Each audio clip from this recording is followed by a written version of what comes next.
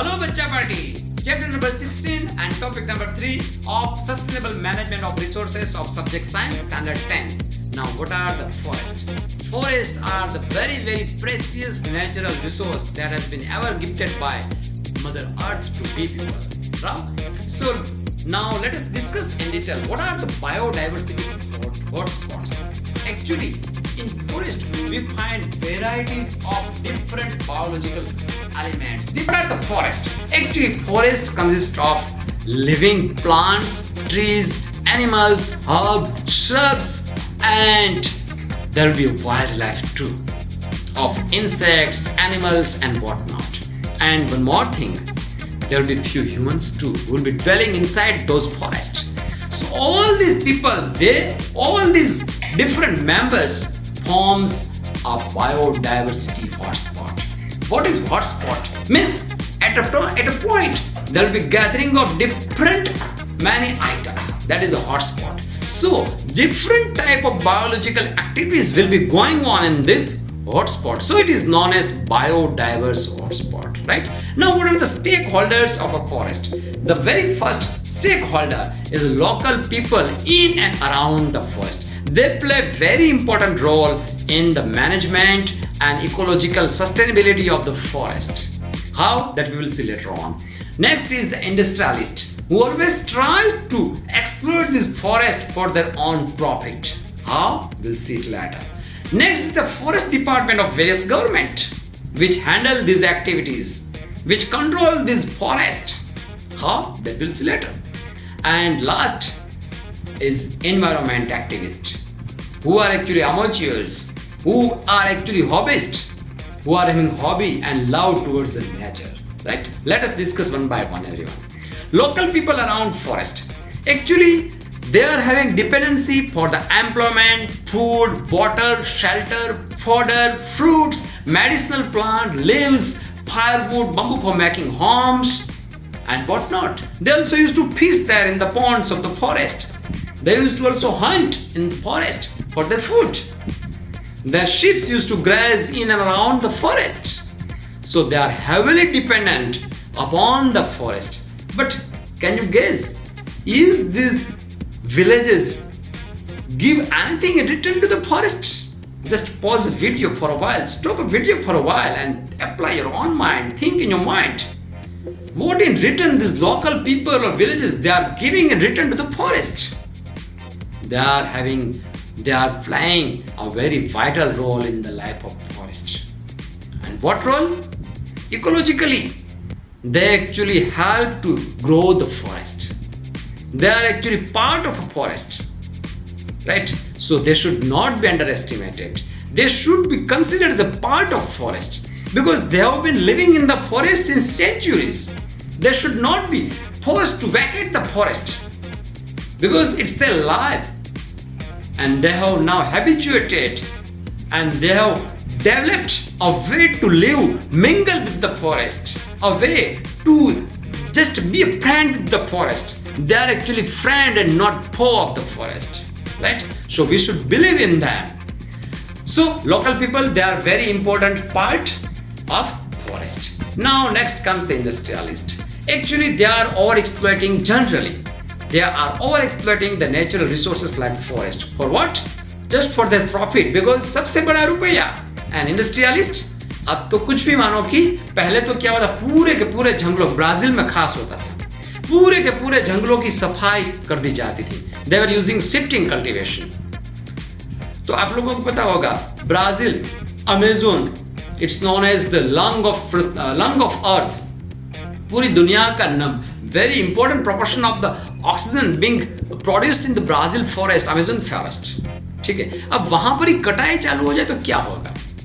कहीं कहीं तो ऐसे मतलब कि गीच जंगल है, गाढ़ जंगल है कि ऊपर से सन की रोशनी, सूर्य रोशनी नीचे नहीं पहुंचेगी, प्रकाश की किरणें ऊपर से नीचे नहीं पहुंच सकती है, उतने गाढ़ जंगल है, घने जंगल है.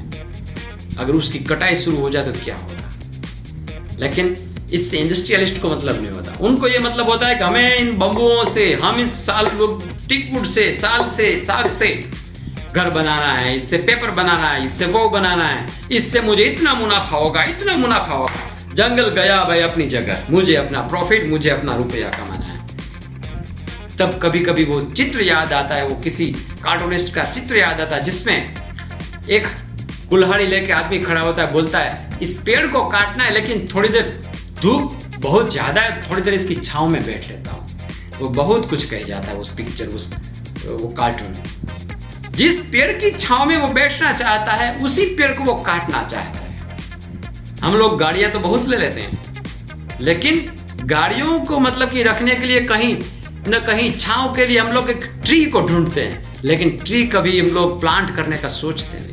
Actually, we should understand, we should try to water the plants, we should try to हर साल हमें कम से कम एक अपने जन्मदिवस पर एक तो पौधा लगाना ही चाहिए। तभी हम मानेंगे कि हम जितना कार्बन डाइऑक्साइड खुद निकालते हैं कम से कम उतनी कार्बन फुटप्रिंट तो कम करें। Anyway, now what these industrialists do? They plant for the selective trees.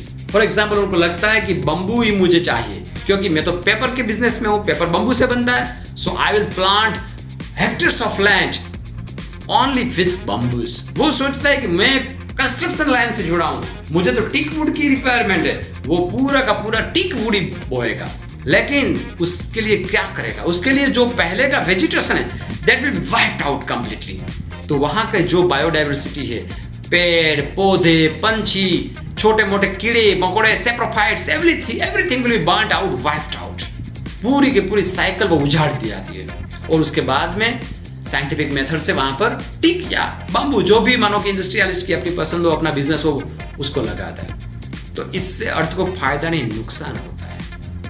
Conflicts with the local people होता है, वो क्या करेगा? आसपास के लोकल पीपल को दूर करना चाहेगा क्योंकि वो उसके रिसोर्सेस में डिस्टर्ब करता है।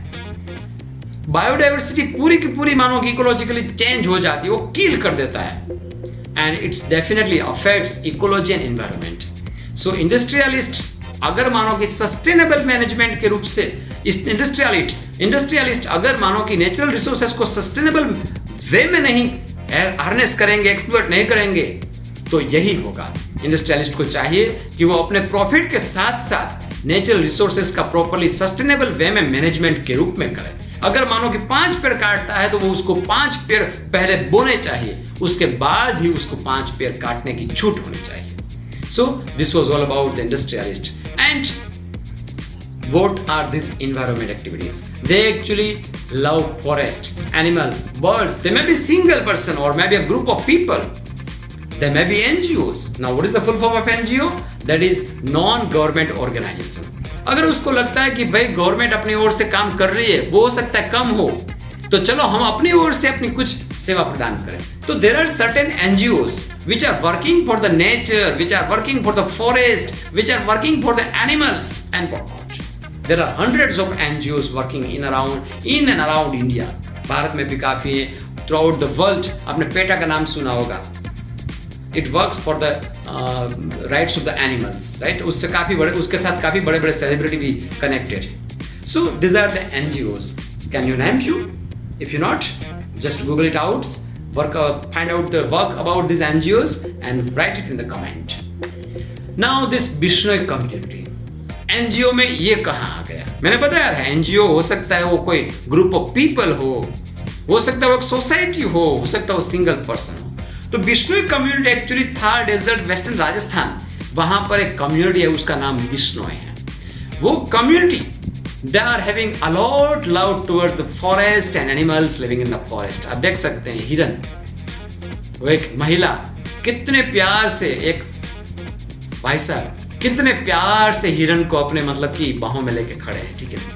उनके चेहरे से पता चलता है कि how much they do love with the animals, right. और उनको मतलब ये जिन्स में है, उनको मतलब कि उसके पीढ़ी दर पीढ़ी एक संस्कृति है कि भाई हमें एनिमल्स को मारना नहीं है, उसके साथ प्यार से रखना है। तो उसकी ही याद में Amrita Devi Bishnoi wild life protection award दिया जाता है। क्यों?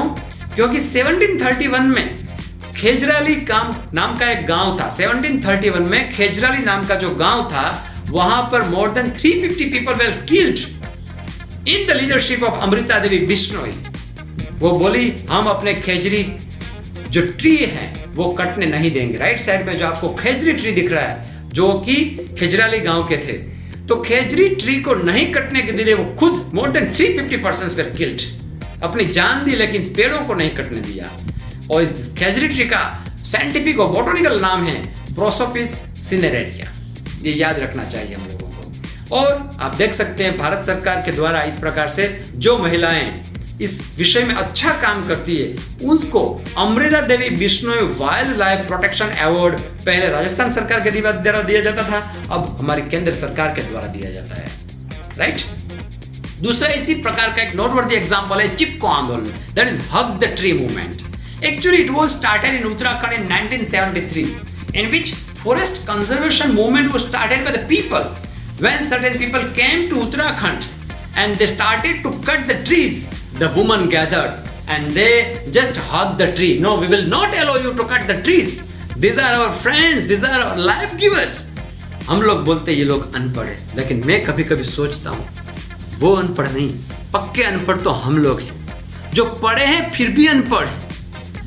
वो तो अनपढ़ है फिर भी जानते हैं कि पेड़ उनकी जिंदगी में कितनी अहमियत रखता है। हम तो लिखते हैं पेड़ लगाओ, पेड़ हमारी जान है, लेकिन वहां पर उसी जान को काटने बैठ जाते हैं। तो ये लोगों ने अपनी जान दे दी लेकिन पेड़ों को कटने नहीं दिया। ये आंदोलन भी काफी फेमस हुआ था। Now what is the people's participation in the management of forest? Actually locals they are dependent upon the forest for their livelihood. They more inclined towards the forest not due to the profit but with the feelings of the services. Solves unemployability and Naxalism problems. जितना आप local लोगों को forest के आसपास के काम में लगाएंगे वो अपने काम में बिजी रहेंगे तो दूसरे जो प्रॉब्लम्स वो प्रॉब्लम्स नहीं होंगे, क्योंकि अगर किसी के पास काम होगा तो वो कोई ना कोई काम में अपना दिमाग बिजी रखेगा। लेकिन if any person is not having the work then he will try to utilize his mind at everywhere, right? So it's better that these local people they are better suited for this environment. Let their potential be exploited, let their potential be used in this type of activities so that they too can remain happy. Aravali forest range की एक कहानी है। 1272 hectares of land was reforested with the sal wood, and how through the villagers employment through the silviculture harvesting and क्या किया गया। Actually it is situated in the West Bengal और पूरी this more than 1200 acre की जो land है it was through the cooperation of the local villagers and farmers it was reforested with the teak wood and sal wood, and पूरी की पूरी जो बंजर जमीन थी which was very arid region of land which was useless piece of land was converted worth more than 12 crore rupees. How? With the help of these local people. अगर चाहे तो आप लोकल लोगों का इस प्रकार से भी यूज करके आप नर्क को स्वर्ग भी बना सकते हैं। हाँ, लेकिन उसके लिए इन्होंने क्या किया, पूरे के पूरे जितने लोग थे लोकल उनका एक प्रकार से कोऑपरेशन लिया। So this are the stories which can change the scenario of environment. ये आप देख सकते हैं Aravati village, Aravati forest range की फोटोग्राफ्स है। Now what is the silviculture? Actually we have used the word silviculture. Actually it is the manipulating forest vegetation to enhance forest growth and establish forest trends and wildlife habitat. ये technical language में है, सीधी सादी भाषा में ऐसा बोल सकते हैं कि सिल्वीकल्चर का मतलब कि आसपास के लोगों के द्वारा अपना फॉरेस्ट जो है उस फॉरेस्ट में उसको कोऑपरेशन के रूप में लगाना और उसी फॉरेस्ट में सबकी विन विन सिचुएशन हो, सबका भला हो, सबका साथ, सबका विकास हो, उसको हम सिल्वीकल्चर बोलते हैं। लेकिन कहाँ पर? फॉरेस्ट और आसपास के जो लोकल लोग हैं उसके परव्यू में। In the next video we'll be talking about the next precious resource that is water. Thank you for watching.